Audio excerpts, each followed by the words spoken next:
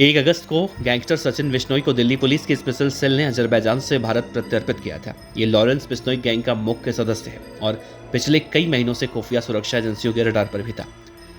विदेश में रह रहे खालिस्तानी आतंकी नेटवर्क को खत्म करने के लिए गृह मंत्री अमित शाह खुद इस मामले की निगरानी कर रहे थे, जिसके बाद एक मल्टी एजेंसी टीम का गठन हुआ। इस टीम में विदेश मंत्रालय, गृह मंत्रालय, कानून मंत्रालय, आईबी, रॉ और दिल्ली पुलिस की टीम शामिल थी।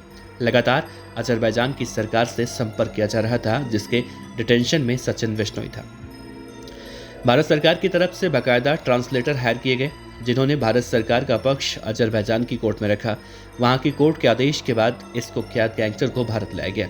ठीक इसी तरीके से करीब आधा दर्जन ऐसे गैंगस्टर हैं जो कनाडा, अमेरिका, जर्मनी, मलेशिया में रह रहे हैं और इसी तर्ज पर मल्टी एजेंसी टीम की कोशिश जल्द से जल्द है उन्हें भारत लाने की। इन गैंगस्टरों में गोल्डी बराड़, अर्शद अल्लाह, गुरवंत सिंह पन्नू मुख्य रूप से शामिल हैं, जो विदेशों में बैठकर पंजाब और हरियाणा में वसूली और गैरकानूनी गतिविधियों का कारोबार चलाते हैं। आतंकी अर्शद अल्लाह, जो कि इस वक्त कनाडा में रहता है और भारत सरकार ने इसे आतंकी भी घोषित कर रखा है। ये ऐसे आतंकी हैं जो भारतीय एजेंसियों के निशाने पर हैं। इन्हें भारत प्रत्यर्पित कराना है क्योंकि ये विदेशी सरजमी पर भारत के हितों के खिलाफ काम कर रहे हैं। सचिन बिश्नोई केस की तर्ज पर कनाडा, फिलीपींस और अमेरिका में ऐसे गोपनीय अभियान की शुरुआत हो चुकी है। इस मल्टी एजेंसी ऑपरेशन में हर गैंगस्टर और इनके देश को चिन्हित कर लिया गया है और वहां की कोर्ट में भारत की ओर से जरूरी आवेदन भी किए जा चुके हैं। इन कवायद से भारतीय एजेंसियों को उम्मीद है कि जल्द ही आने वाले कुछ दिनों में और भी देश के दुश्मन भारत में होंगे। गृह मंत्री अमित शाह की पहल पर चलाए जा रहे विदेश में बैठे भारतीय दुश्मनों का एक और पहलू ये भी है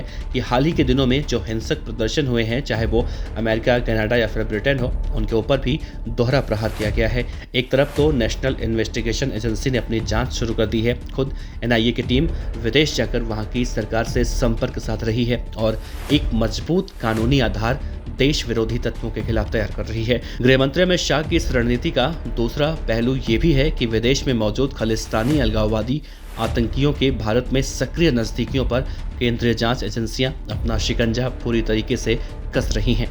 गृह मंत्री अमित शाह के इस प्रहार ने पूरे नेटवर्क को निष्क्रिय करना शुरू कर दिया है। इसी कड़ी में केंद्रीय जांच एजेंसियों द्वारा पंजाब में इनके 30 से ज्यादा करीबियों पर छापेमारी के बाद करीब आधा दर्जन लोगों पर एफआईआर भी दर्ज की जाएगी। ब्रिटेन में भारतीय उच्चायोग के सामने हिंसक प्रदर्शन, सैन्य फ्रांसिको, अमेरिका और कनाडा में भारतीय संस्थान के सामने आगजनी की घटना में खुले तौर पर खालिस्तानी अलगाववादी आतंकियों का हाथ था।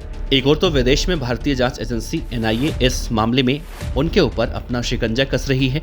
लंदन में जो प्रदर्शन हुआ था उस सिलसिले में एनआईए अपनी जांच कर रही है और बहुत जल्दी ही कनाडा और अमेरिका में हुए प्रदर्शन के मामले में भी अपनी जांच शुरू करेगी। लेकिन इसके साथ ही सबसे महत्वपूर्ण बात यह है कि भारत में इन देश विरोधी तत्वों के जो सहयोगी मौजूद हैं, अब इनके खिलाफ भी सख्त से सख्त कार्रवाई की जाएगी। पंजाब में 30 से ज़्यादा ऐसे सहयोगियों की शिनाख्त की गई है जो विदेश में रह रहे खालिस्तानी अलगाववादी आतंकियों की लगातार मदद कर रहे हैं और इनके एजेंडे को भारत में चलाते रहते हैं। इनमें से ऐसे 6 के खिलाफ बहुत जल्दी ही केंद्रीय जांच एजेंसी मामला दर्ज कर अपनी तफ्तीश शुरू कर देगी।